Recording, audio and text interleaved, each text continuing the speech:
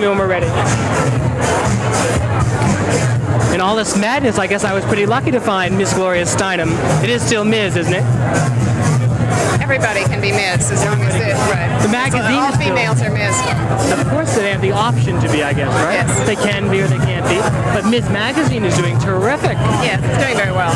Yeah, it just had a big anniversary come up. Our 5th anniversary, which is been quite a surprise. While. It seems like just a few years ago that it came out and they said it wouldn't make it, wouldn't succeed, and you've really changed all that, put it on the map. Yeah, well, it seems about 2 years to us because we still think we're insurgents, not incumbents. Exactly. Well, tell me, is Ms. Magazine, are you going to come out and endorse Bella? Will the magazine be in the business of endorsing politicians?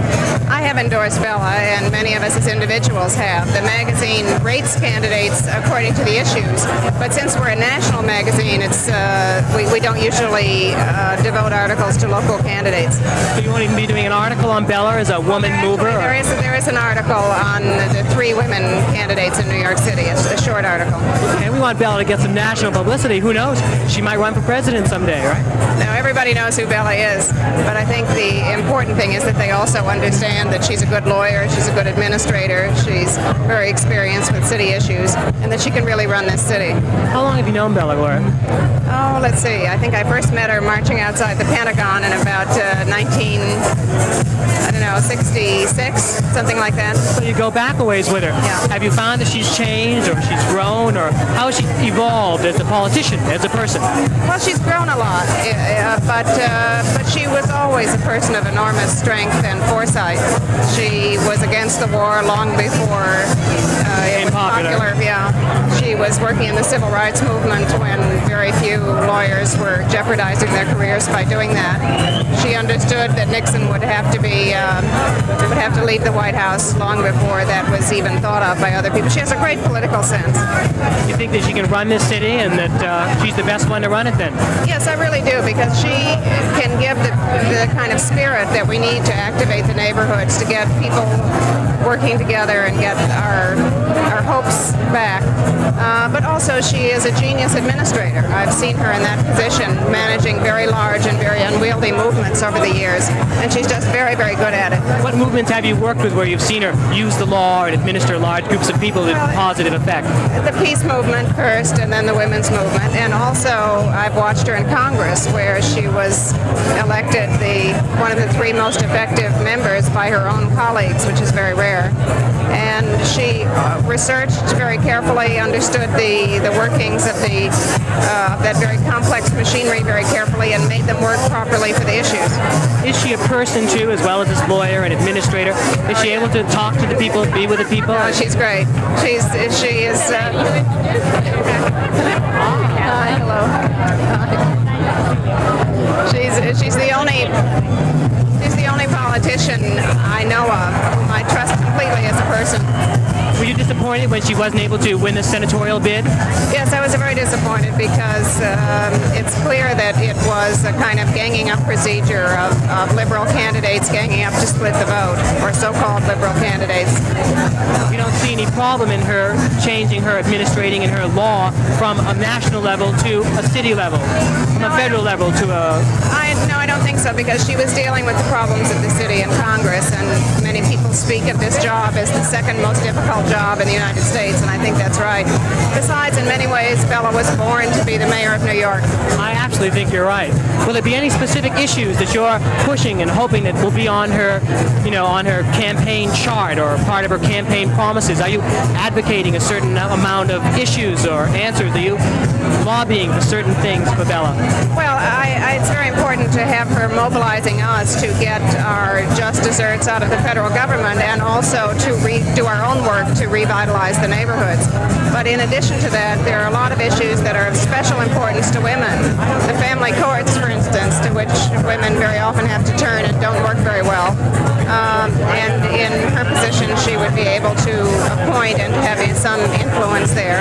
The child care programs, the pornography pornography that we see in the streets that is really violence against women and very cruel violence against women and children. I agree 100% on that. Every time they give me one of those little cards or pamphlets, it just really makes me so mad. I want to arrest them myself. Yeah.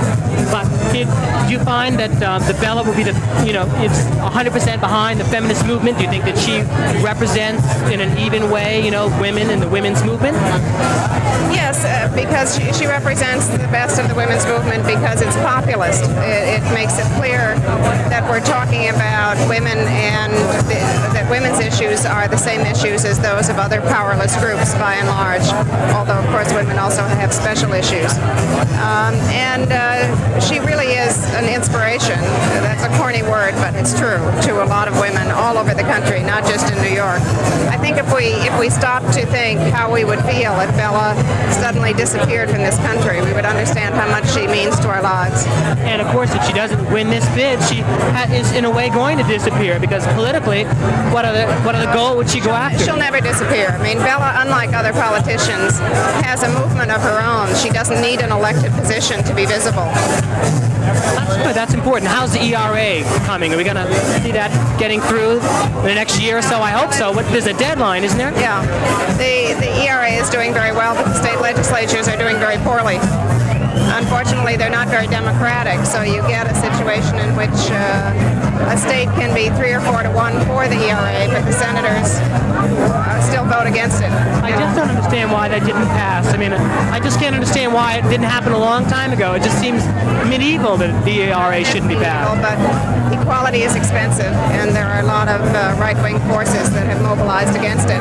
They're a very small minority, but nonetheless, they often control the state legislatures. How are you getting along in the women's movement? Sometimes there's a little jealousy. You're too pretty, you're too sexy. How are you getting along with your fellow women? That's not a serious question, is it? That's what happens before you're a feminist, not afterwards. Oh, all right. Well, you tell me, because I have a lot to learn. And I read in his magazine. I'm glad that you speak out. Is there any, want to tell, we have a lot of women out there, tell them something. I'm too dumb, I don't know. It's not, we don't need to tell each other what to do, but I think what we're learning is that we can each take control of our own individual life and make of it what our individual talents allow us to be, first, and second, that we can reach out and support each other and help each other do that. Well, say there's a woman out there that's become inspired on seeing you and hearing you tonight. What should they do if they want to do something beyond their own lives, if they want to really be an active part of the movement or do a little something even in a neighborhood? What should they do?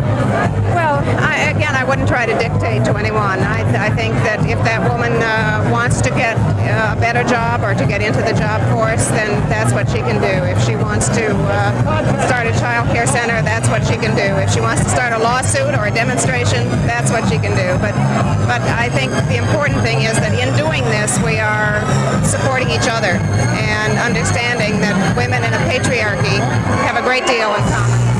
What are you doing right now? Is there something that's really up top, a priority, a first thing you want to expound upon?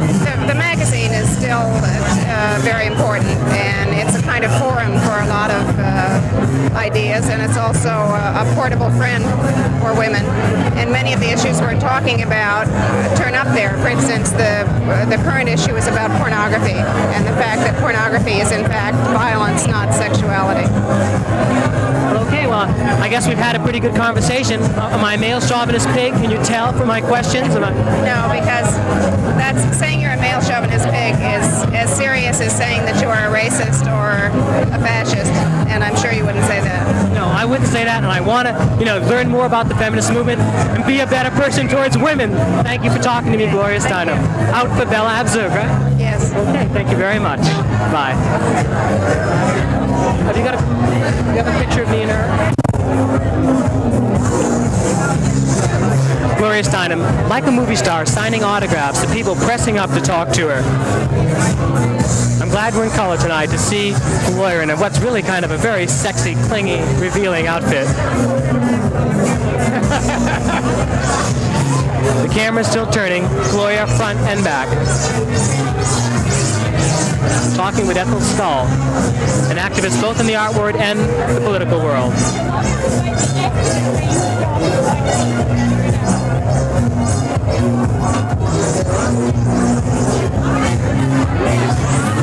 Really, Gloria Steinem, the royalty of the feminist movement.